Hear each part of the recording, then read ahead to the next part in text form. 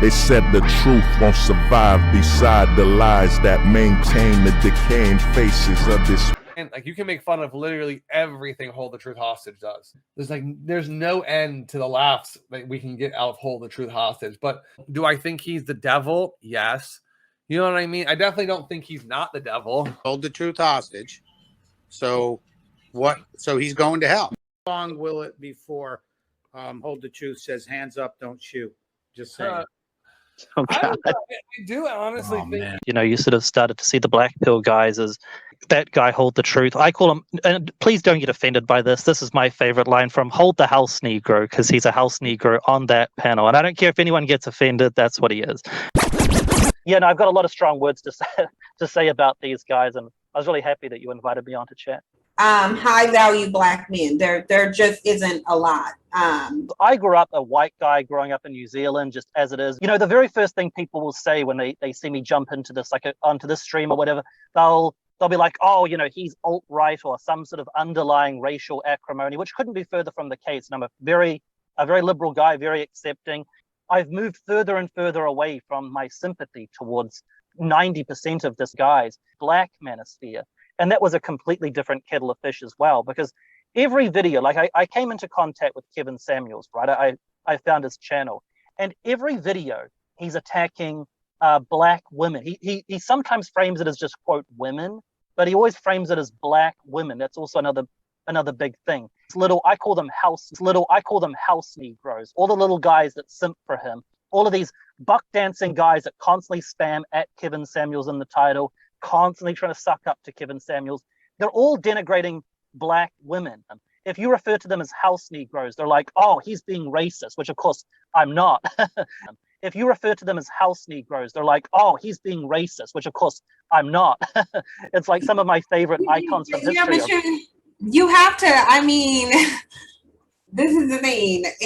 It sounds a certain way. It does. Like, yeah, it does sound a certain way. It sounds a certain way. I mean, I feel you, but it sounds a certain way. It really do. Totally. Look, I'm sorry. That's just how I looked at these guys. These guys that are just totally dusty. I refer to them as house Negroes. They're like, oh, he's being racist, which of course I'm not. That guy Hold the Truth. I call him, and please don't get offended by this. This is my favorite line from Hold the House Negro, because he's a house Negro on that panel. And I don't care if anyone gets offended, that's what he is. A black man. There it is, man. There it is, right off the fucking top, the fucking black card. How long will it be before Hold the Truth says hands up, don't shoot? Just saying. Oh, God. I do honestly think. Man.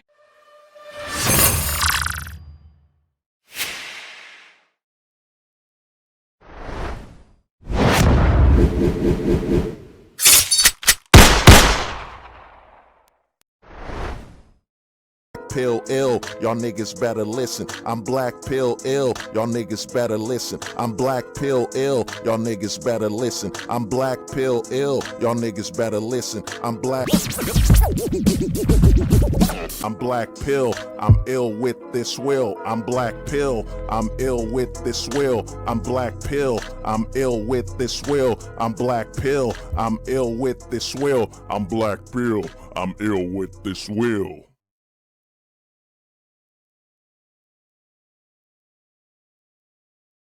It's so important, guys. So important. By the way, women are the majority of voters in the United States. Female content creators help the manosphere be balanced and prevent the formation of cults. She has agreed to an alliance with me and other balanced content creators to call out the bullshit and hypocrisies. I look forward to see the cat. How long will it be before Hold the Truth says hands up, don't shoot? Just saying. Oh, God. I do honestly think. Man. Where I'm at, the price of life, where I grew up at, the price of life is cheap. So if you got the money, if you got the bag, it's going to happen. When you drop it, it's a go.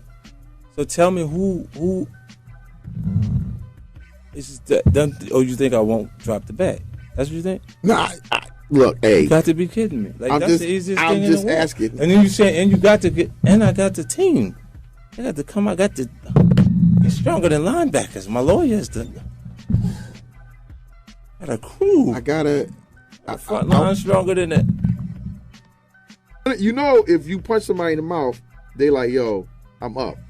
Like if you punch me in my mouth, I'm up.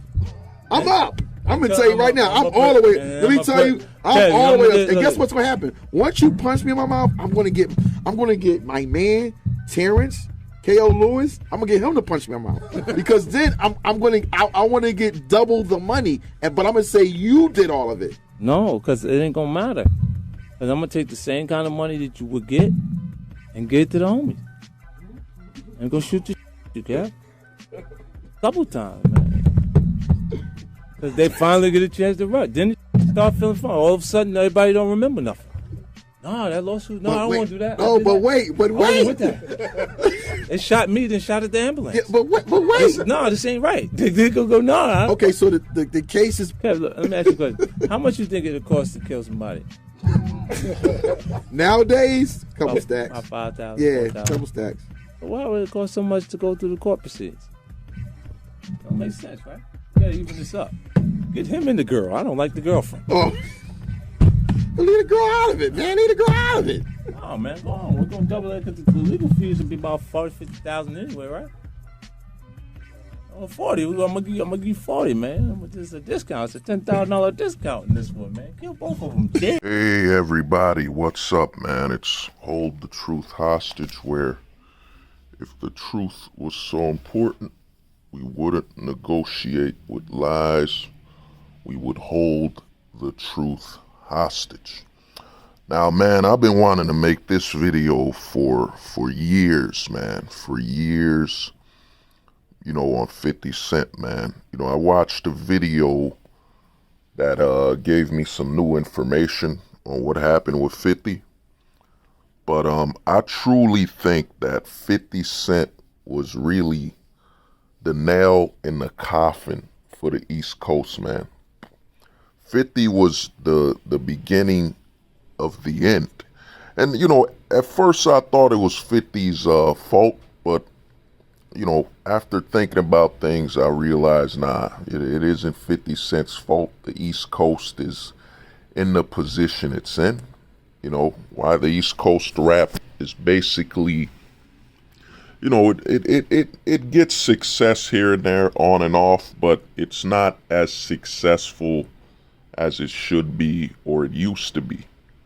And, you know, I don't blame 50 Cent completely. And, you know, I don't even blame 50. I don't technically say it's 50 Cent's fault at all.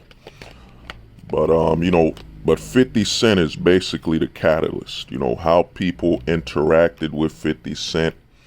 And, you know, basically how people attacked them and how they interacted with 50 Cent really decided the fate of East Coast rap, especially New York. I mean, you know, 50 was basically 50 Cent to me. By the time I'm done with this video, you'll either be in support of 50 Cent or you know, disagreements or whatever, or you might just be in the middle. You know, you don't know what to think.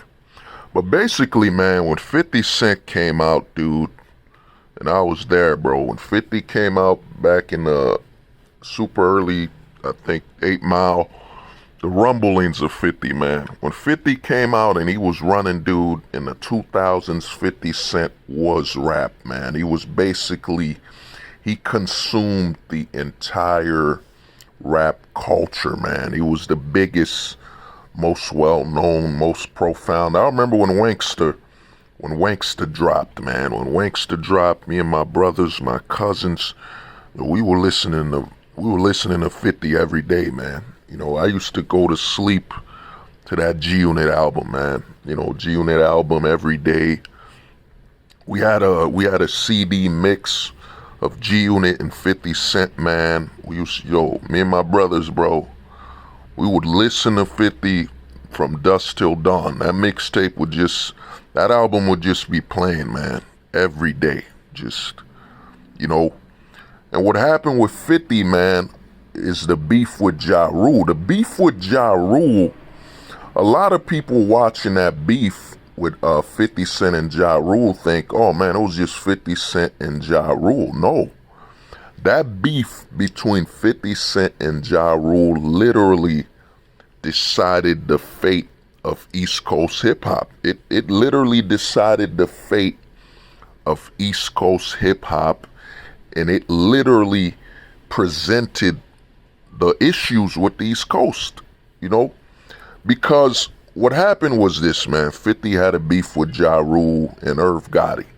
Irv Gotti, turns out, was blocking 50 Cent's opportunities to be signed by a record label. He would call other labels and he would attack them and say, yo, don't sign 50 Cent, don't do any deals with 50 Cent. He was basically against, like I keep saying with the video I previously made, Black People Killed Hip Hop. Another video I made called Jackie Robinson Syndrome is proof that, the biggest enemy of black people succeeding is another black man, So Irv Gotti was calling record labels and telling them, yo, you know me, don't sign 50 Cent. Don't do any business with 50 Cent. And, I'm not going to bring up the history of him getting shot. We all know the history. He got shot. His record label dropped him. We know that history. But what happened is after 50 got shot, it became extremely hard for 50 to find a job, find another label. At first I thought it was all right. It was because of the gun shootings. No. Turns out Irv Gotti was calling all these labels and telling them don't do business with 50 Cent. You know what I'm saying? Now here is where the fate of East Coast hip hop would be made. The fate of it, because what happened is, okay, now there was beef. We all know the beef with 50 Cent and Ja Rule. We all know that beef. But what the beef exposed is just how disloyal and how uncaring and how supportive of another black man's destruction many rappers were. Because what happened is, 50 was letting people know what's going on, what's happening with his beef with Ja Rule, his beef with Irv Gotti and all that stuff. And remember, Irv Gotti is a music exec. And rather than other rappers, like you got the Lox, Jada Kiss, you got you got Nas. I don't know the full story with Nas, but Fat Joe, you know what I'm saying? Rather than them looking at the history that Ja Rule has done, rather than them looking at what Ja Rule was doing to 50 Cent and these interactions, they chose the side. They did a feature song with Ja Rule. You know what I'm saying? And when they did that feature song with Ja Rule, you look at a guy like 50 Cent, who was, getting labels prevented from signing him by Irv Gotti. You know what I'm saying? The sheer amount of hatred Ja Rule had for 50, man, the hate. You know what I'm saying? It wasn't a justifiable beef. It wasn't a beef where, it started because 50 Cent was trying to destroy Ja Rule's life, trying to rob him and steal from him. No, it started from pure hatred. So you had Ja Rule hating on 50 Cent, you know what I'm saying? And Ja Rule was a more established artist, and he used his connections to limit and potentially destroy 50 Cent's opportunities. You know what I'm saying? Opportunities as a rapper. So when Fat Joe sided with that,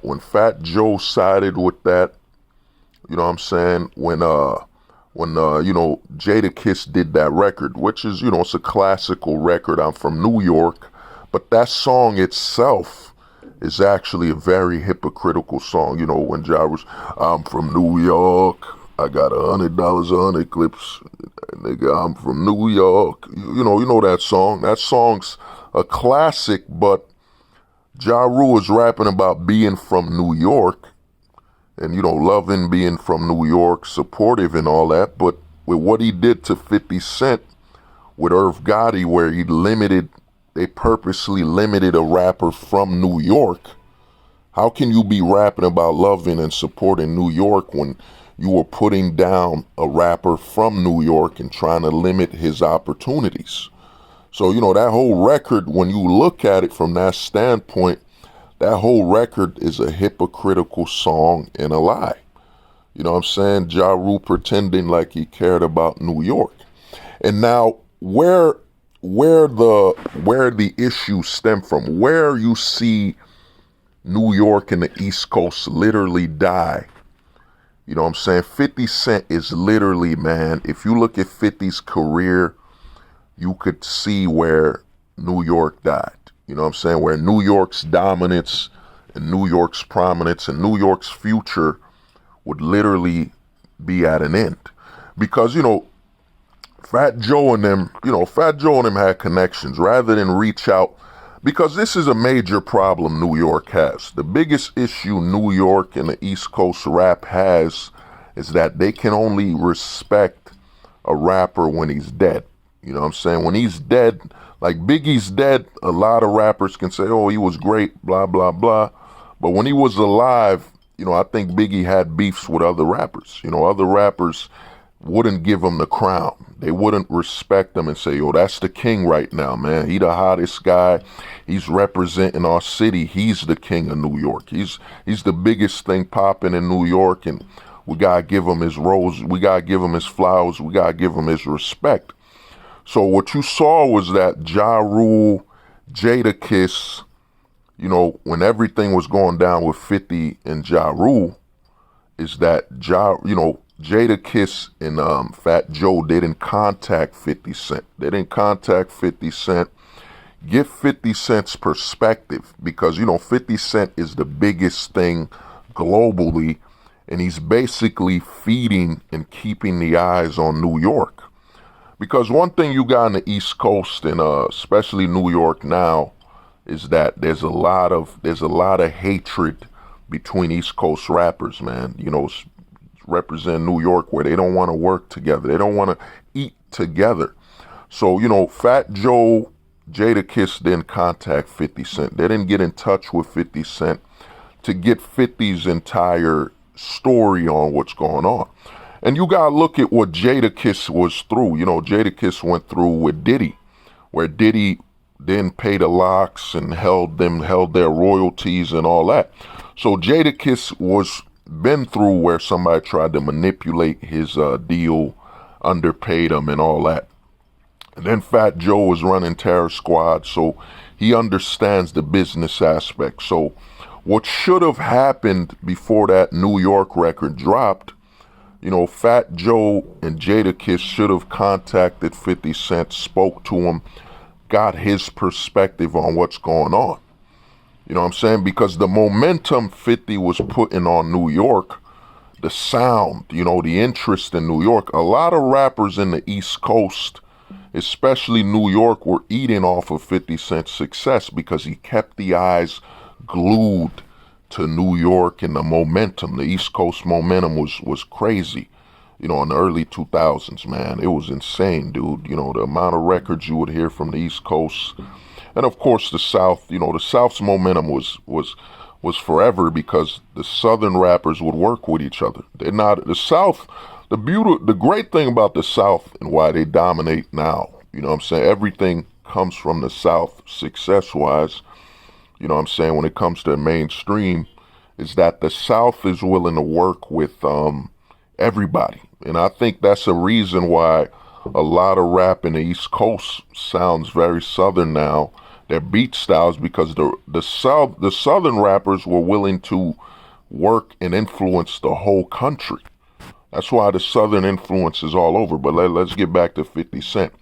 So the 50 Cent thing is, man, if Jadakiss and Fat Joe would have contacted 50 Cent, would have got the story of what's going on, they wouldn't have done that record. It wouldn't have sounded right to do that record, because Ja Rule literally represented somebody that tried to limit another rapper from New York from making money.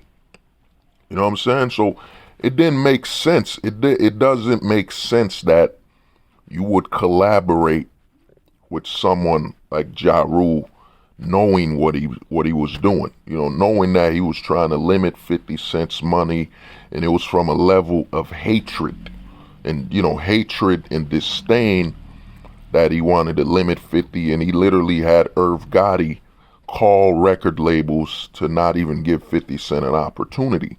So you look at the beef now. Now Jadakiss and them, they beef with 50 Cent, you know, and Fat Joe at the time had Lean Back come out. Fat Joe was doing big numbers, man, and he even worked with Eminem on a remix of Lean Back. You know what I'm saying? And even had Mace on there, who would eventually collab with 50 Cent. And what happened is when Fat Joe and Jadakiss beefed with 50 Cent, they now, you know, their focus from them making albums, making records, and pushing on, it went going against Eminem's entire fan base. And let's be honest, Eminem is like the only, you know, the most successful white rapper and probably the only, you know, superstar white rapper you have. So you're going against Eminem, who has the fan base of the country as a majority. As a majority, he has the base of the entire country as a majority. You know what I'm saying? The same white fan base that are the majority record purchasers of hip hop, and the same people most black rappers are, you know, towing to, or, you know what I'm saying, producing content for. You know, a lot of white people. You know, so when Jadakiss went against, you know, 50, you were never gonna win, and you know, all the attention you would get would be put on that beef. So once the beef with 50 ended, and you know, all the fans of 50 Cent, Eminem were no longer looking for it, it would lead to D Block, you know, losing sales. You know what I'm saying? It would affect their momentum in their business, you know. And at a time, the Locks, man, were, the momentum they were building was insane, and they all collaborated with Eminem. You know what I'm saying? D Block collaborated with Eminem not too long ago, a while ago. You know what I'm saying? So it didn't make sense that, you know, Jadakiss, who worked with Eminem, who understands Eminem, who has some associations with him, would even beef with 50 Cent or even touch a record of someone who's beefing with him. And then with Fat Joe has a few associations with him. And you gotta understand, that song dropped, I'm from New York, I think that song dropped after Lean Back, you know what I'm saying? So it was a very negative choice. And what happened is D Block's momentum got stifled, you know what I mean? Their momentum got destroyed, man. It destroyed their momentum, which hurt the sound of New York. You know what I'm saying? Because they were beefing with 50 Cent, who, you know, when he dropped, he was the king of hip hop until, man, even, I gotta do a video. There's a video of why 50 and Kanye, why 50 was set up to lose, but that's another story. But Jadakiss beefed with 50, you know what I'm saying? And that created an entire loss of momentum for D Block that was trying to go more nationwide and expand. And then because Jadakiss beefed with 50, his connection to Eminem was gone. So now you couldn't feature Eminem on your other albums to further expand the success of D Block. And then with Fat Joe, same issue. You know what I'm saying? So that affected, and you gotta think, Fat Joe had Lean Back. The momentum of that record and the success of that record was going crazy. You know what I'm saying? And who knows what a Lean Back feature with 50 Cent or one of the G Unit members on there would have done for New York. A remix of that level would, just imagine if Lean Back, you had 50 Cent, Fat Joe on there for the remix. You know what I'm saying? Oh, that would have been insane. For New York, that would have been a wonderful thing. You know what I'm saying? But they weren't able to just say, yo, 50's that dude now. He's keeping New York alive. He's the biggest thing in New York. He's representing New York. You know what I'm saying? We got to respect that, talk to him, and, you know, while his momentum is going strong, stay on the right side of history with it. Because, you know, Jadakiss, D Block, they all beefed, and there were records, whatever, you know, the beef with 50 Cent, but it did far more harm to New York than it did positive. You know what I'm saying? Because here's the thing, when the East versus West beef happened, it was East versus West Coast. So it was a lot of East Coast rappers beefing with West Coast rappers, dissing here and there. So it didn't hurt anyone from their coast, because everyone on your own coast would be supportive of it. You know what I mean? They'd be like, oh, he's representing New York. Whether you have a beef with the West Coast or not, you'd be like, all right, man, he's representing the East Coast. You know, he's rapping on behalf of the East Coast, whatever. You know what I'm saying? So, but when you're beefing with your own, the casualty is that you limit the point of success and the access for success that your coast could have. You limit it. And then, after you had the beef with Jadakiss, Fat Joe, with 50 Cent, you later on get a beef with Cameron and 50 Cent. You know what I'm saying? It's a legendary thing when Cameron called in to the radio station and mistook what 50 Cent was saying and got too emotional. He got too emotional and attacked 50 Cent. And this limited the momentum that it limited the momentum that Dipset was having at the time. Dipset was super successful, man. They were doing great numbers in the East Coast. Their whole crew, man, Dipset's whole flavor. I mean, Cameron literally got the whole country got every man in the damn neighborhood to wear pink, a shirt. You know what I'm saying? That's how much influence Dipset had. But I think it was late 2006 or something like that, or 7. Cameron called in, man, and he had a beef with 50 Cent, man. He had a beef with 50 Cent over a miscommunication. You know what I'm saying? Instead of, we two bosses, man. We two bosses with two guys from New York, man, with two black men succeeding. You know what I'm saying? We shouldn't be beefing like this, the momentum. So what happens is Cameron called into the radio station and had a beef with 50, man. Had a beef over a simple misunderstanding. And what happened is Cameron dropped a few diss records and then he disappeared. For over a year, he just stopped making music, and the momentum of Dipset, a very crucial group in New York at the time, was dying out. Of course, you had Jim Jones drop Ballin' and all that, but Cameron disappearance, it messed up the momentum of Dipset. So you see, going against 50, you got D-Block losing momentum, Fat Joe losing momentum, and then you get Dipset, big, huge, major groups in the East Coast, man, major groups.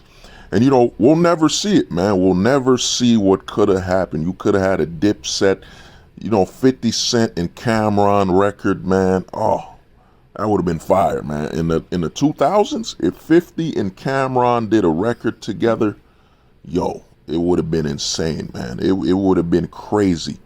Dipset, G-Unit, or, D-Block, G-Unit. You know what I mean?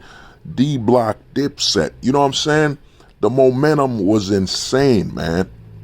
But when Cameron attacked 50 online, it destroyed the momentum that Dipset was gonna have nationwide to potentially globally. Because what 50 did, man, what 50 did is he had global success, man, global. You know what I'm saying? Huge New York. He was putting New York global, super level success. So whoever went against him, man, at the time, it really messed up their momentum. And when Cameron called in, man, it really hurt Dipset's momentum. And you gotta understand that. I think Santana dropped his Julius Santana dropped his album. What was that? 2004 or something. I don't remember. But all of them going against 50, man, it really messed up their momentum. Messed up their momentum. And you could argue and say that Dipset's momentum has never been the same. D-Block's momentum has never been the same. You know what I'm saying? Fat Joe always drops a hit, but his momentum and the potential he could have had on the landscape has never been the same. You know what I'm saying? That at the time, them early 2000s, man, jerseys, you know, basketball jerseys going everywhere. You know what I'm saying? And these three groups, man, and even Stylist P had a misunderstanding with 50 Cent. Because 50 Cent told him he wanted to talk to him to help manage him or do some deal with him. And Stylist P took it as disrespect. And, you know, 50 talking belittling him rather than saying, yo, that's 50 Cent, man. He's a super successful, the biggest rapper right now. He's got his own shoes. He's got his own drinks, man. He's succeeding. He's an example of what we all want to be, man. We all want to be that successful. But instead, in the East Coast, man, you have hate first. You know what I'm saying? It's a lot of hate in the early 2000s, man. A lot of New York rap, it just people clicking up, and there was a lot of hatred going here and there, man. You know what I'm saying? And the reason I say Dipset, man, especially Dipset going against G-Unit, did a lot of damage because Dipset was very famous for collaborating with Southern rappers anyway. They were spreading the East Coast sound to the South.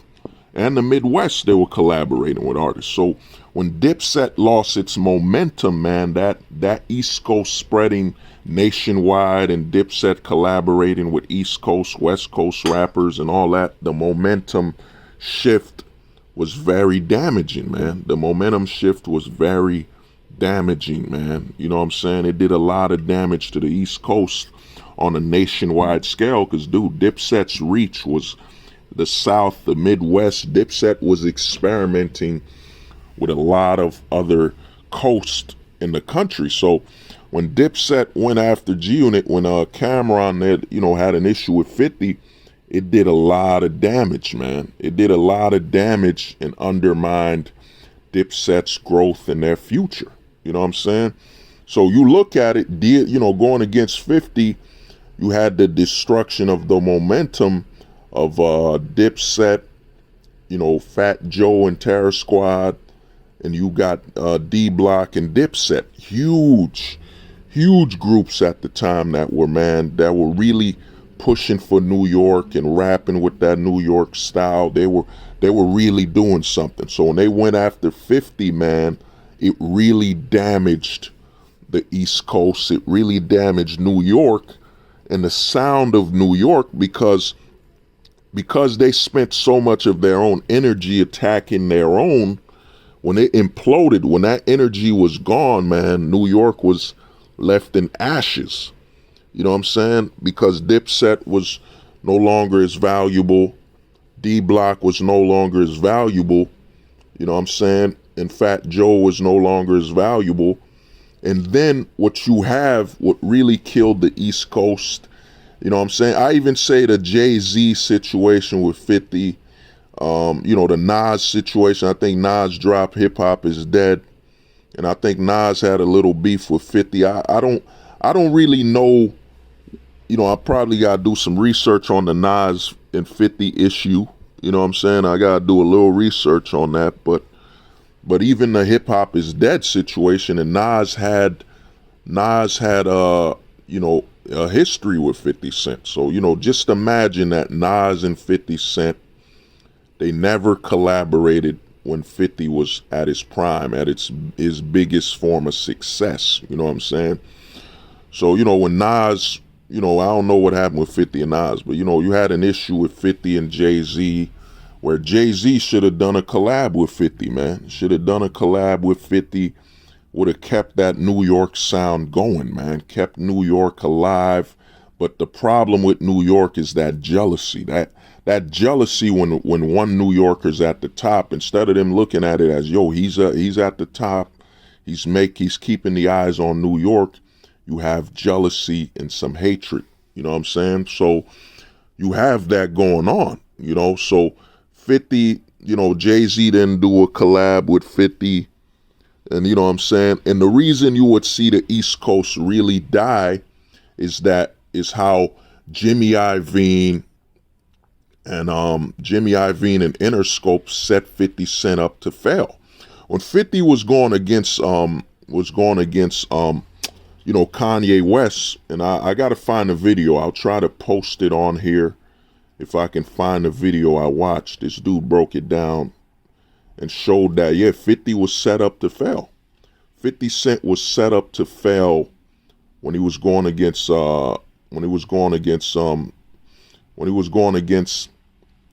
Kanye West. His album was leaked by Interscope. His records were not, the budgets for his records were not put correctly. Singles he didn't want released were released before he wanted them released.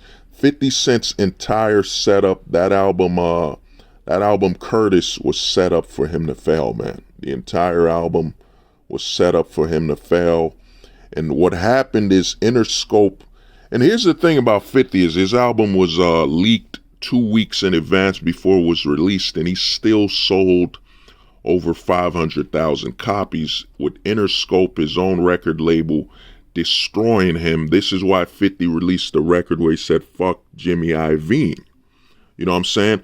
And what Jimmy Iovine did and what Interscope did to 50 Cent was the nail in the coffin for the East Coast.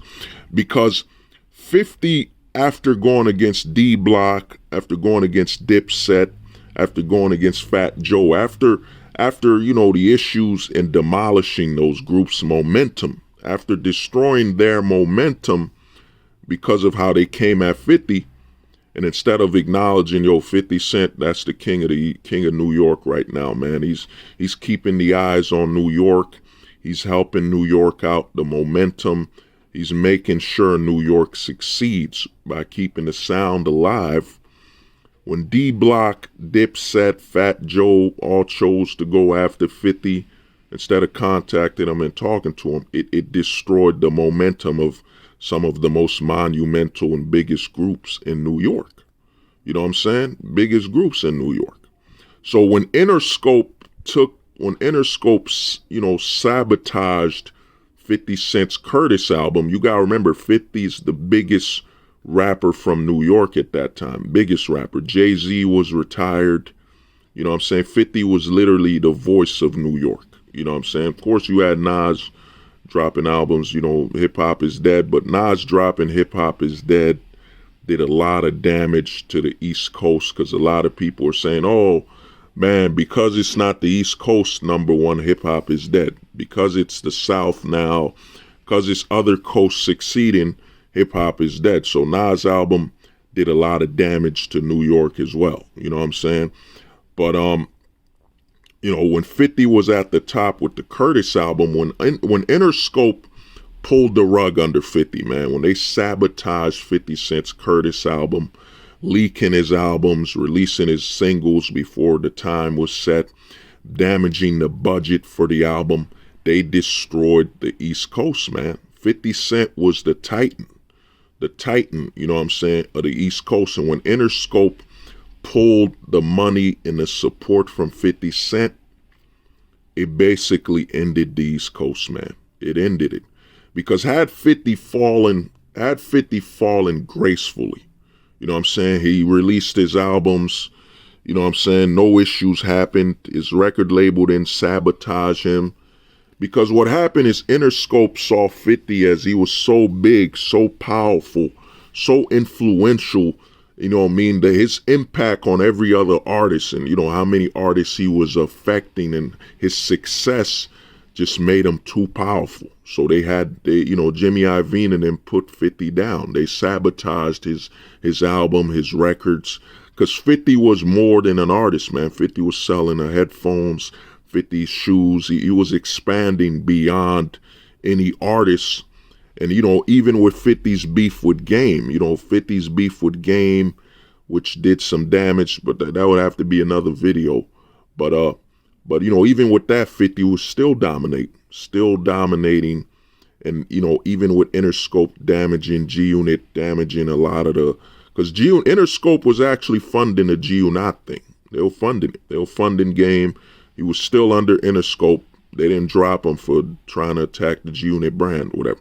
So 50 had a lot against him, and when 50 fell, when the support from the record label, you know, took him down and sabotaged that 50 Cent versus Kanye West. I know what some people are thinking, well, isn't Chicago part of the East Coast? I mean, it is. It is. I mean, kind of. I mean, ain't Chicago like part of the Midwest or something? You know, somebody could correct me if I'm wrong, but ain't Chicago part of the Midwest?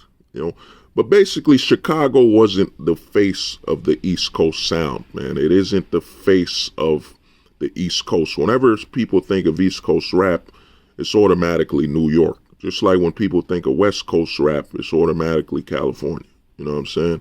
So when 50 fell, man, and you gotta remember that's 2007. You know, the South was on fire. Young Jeezy, the South is just, man, it's on fire. It's just, its success is insane. T.I., the South is just, there's no slowing down the South. Even if you had a few little beefs in the South as a majority tended to work with each other more than they beefed with each other. You know what I'm saying?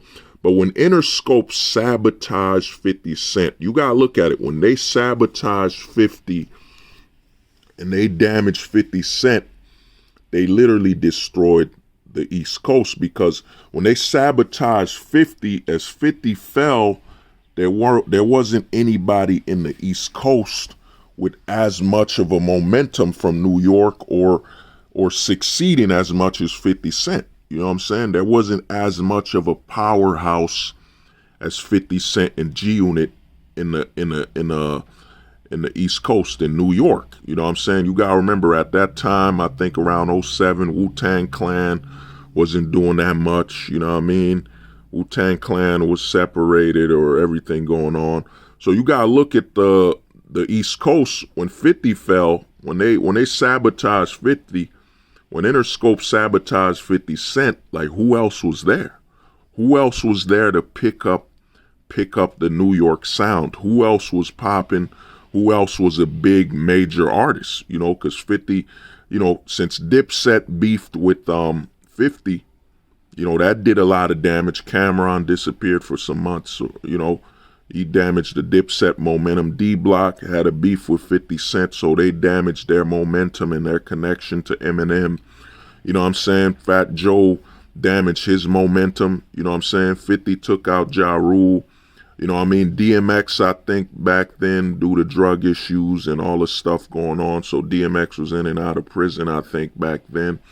So you got to look at it. I think the only person that survived was like, you know, was Fabulous. You know, Fabulous was the only person who survived the 50 Cent era. You know what I'm saying? But, you know, Fabulous momentum has always been, you know, he's fabulous. You know, he didn't carry New York. You know, Fabulous was never known for carrying that entire state. You know what I mean? So when 50 fell and was sabotaged by Interscope, there was no one else there to pick up the New York sound. And there was no one else in New York dominating the sound waves of the entire nation.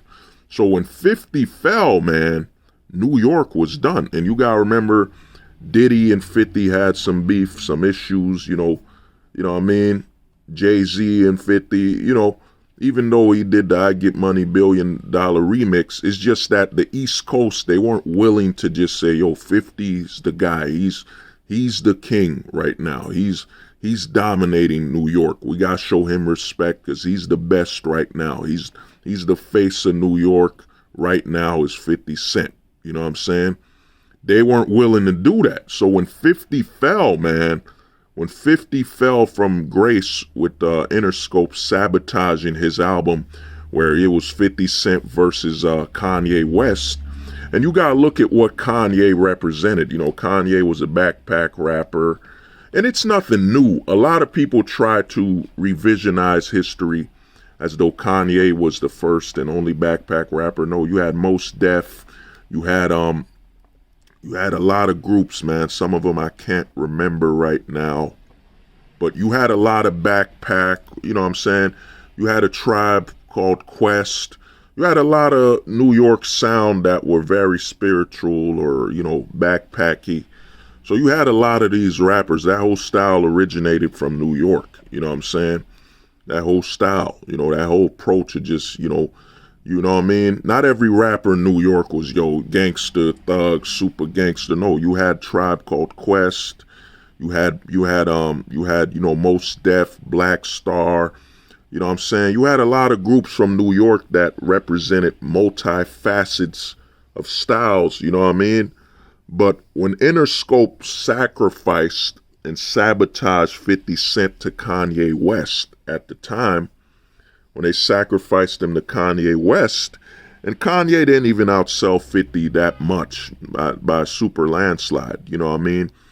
But when they sabotaged 50 by leaking his album, and to all people at the time, Kanye West, who's just a creative rapper, soft looking, you know what I mean, backpack rapper, it did a lot of damage to New York's image and New York's style.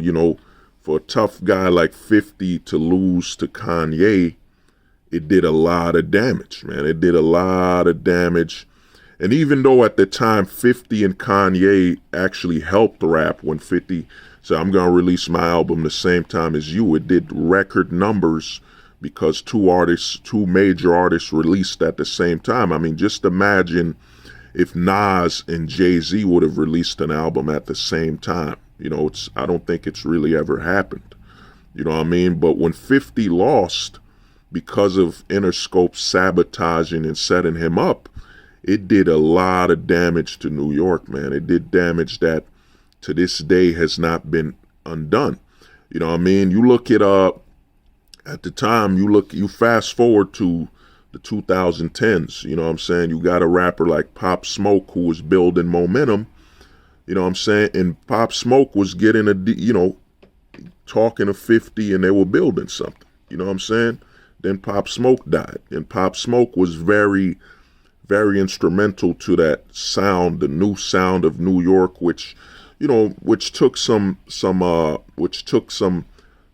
pointers from Chicago drill, but New York being the main location of record labels, the whole world and all that, Pop Smoke succeeding was gonna push the drill sound even further. But Pop Smoke died, you know what I'm saying? So, and Pop Smoke was connected to 50. You know what I'm saying? So Pop Smoke was getting 50 Cent's blessing. His flow, his sound was very similar to 50's delivery. You know what I'm saying? And he disappeared. He was gonna be a once in a lifetime generational rapper. You know what I'm saying? But he passed before he could continue on, to become a rap vet. So when you look at the 50 Cent story, man, of, when the people went against 50, you know what I'm saying? That Ja Rule beef with 50 Cent, that 50 Cent and Ja Rule beef literally decided the fate of New York. It decided the fate of New York. And if you look at New York rap, it just hasn't recovered. It has not recovered to its dominance of the rap culture. You know what I'm saying? The rap music. It hasn't dominated. I mean, you get the drill thing, but, Chicago drill, with Chicago drill happened, and then New York hopped on it and made it, more New Yorky with the style and the clothing, whatever. But Pop Smoke died before the momentum of that could continue on, and you still have issues in New York where there's just too much hatred and over competitive. And there's a big lie in rap. Oh, I'm a competitor. No, man, you just hating, man. There's a lot of people disguising hatred as being competitive, when in reality, dude, it's hatred. You hate on that other rapper because he made it and he's dominating. You know what I mean? So you look at New York and it has not recovered. New York hasn't recovered. You know what I'm saying? I plan to do something with the West Coast because I think the West Coast had a very similar issue with the game. You know what I'm saying? Similar issue with the game, but the thing is, man, when Interscope sabotaged 50, and when Fat Joe, Jadakiss, D-Block, Stylist P, Cameron went against 50, it destroyed the momentum of the East Coast. Even with Mace, even with Mace, you had Dipset, Cameron and them having issues with Mace, which messed up the momentum of the East Coast. You know what I'm saying? The thing that took down the East Coast is just so much hatred, hate. When 50 was on top, instead of every East Coast rapper, openly saying, yeah, that's that dude right there. That's the man. He's dominating. He's making New York look amazing because he's the most successful rapper right now. And his success is only putting a light on New York. You know what I'm saying? So you had a lot of damage, man. So when you look at 50 Cent's beef with Ja Rule, you know what I'm saying? It decided the fate of New York, and in all honesty, New York has not recovered. You know, it just hasn't recovered its dominance. I mean, the number one rap is still the South. You know, the South still dominates rap. You know what I mean? The South sound dominates rap. You know what I mean? Of course, you getting drill pumping up, whatever, but the number one sound is still that of the South and Southern rappers experimenting.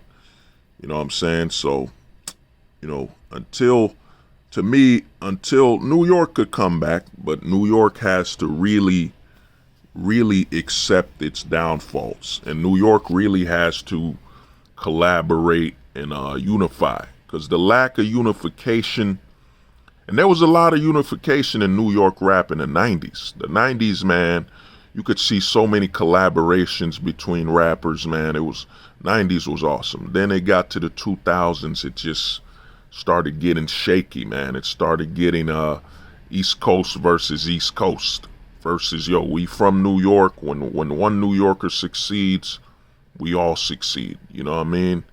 And we build on that. But instead, New York lost that. New York lost that, and it hasn't recovered since, man. New York hasn't recovered from that. It's still a problem, so we'll see what happens, man. We'll see what happens with New York. You know what I mean? New York could come back. It's all, and another thing with New York is a lot of successful rappers in New York, when they're succeeding, they just go to jail. They go to jail, man. They go to jail. I mean, and I know some people will bring up, well, you have French Montana, feature artist, he did a good sound, but he didn't lead the whole nation to New York, you know what I mean?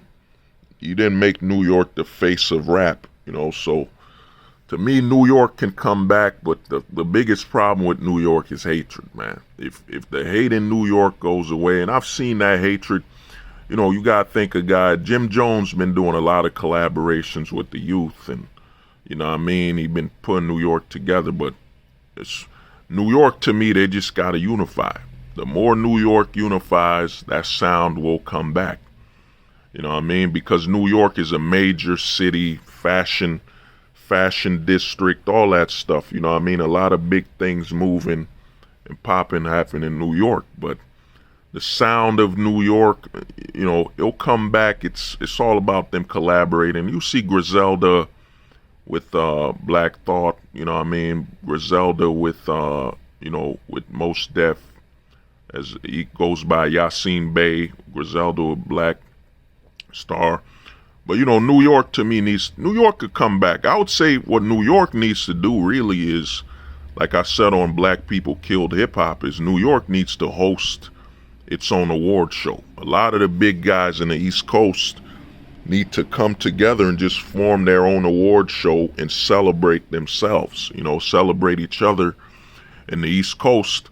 Now make headline news. I mean, just imagine if 50 Cent hosted an award show for East Coast rappers, East Coast only awards, East Coast only awards, man. It would be huge. Huge, man. It would be huge. You know what I'm saying? Logo. Yeah, it would be huge, man. How long will it before Hold the Truth says hands up, don't shoot? Just saying. I do honestly think man. So important, guys. So important. By the way, women are the majority of voters in the United States. pill ill, y'all niggas better listen. I'm black pill ill, y'all niggas better listen. I'm black pill ill, y'all niggas better listen. I'm black pill ill, y'all niggas better listen. I'm black pill, I'm ill with this will. I'm black pill, I'm ill with this will. I'm black pill, I'm ill with this will. I'm black pill, I'm ill with this will. I'm black pill, I'm ill with this will. They said the truth won't survive beside the lies that maintain the decaying faces of this place. Female content creators help the manosphere be balanced and prevent the formation of cults. She has agreed to an alliance with me and other balanced content creators to call out the bullshit and hypocrisies. I look forward to see the cat. How long will it before Hold the Truth says hands up, don't shoot? Just saying. Oh, God. I do honestly think. Man.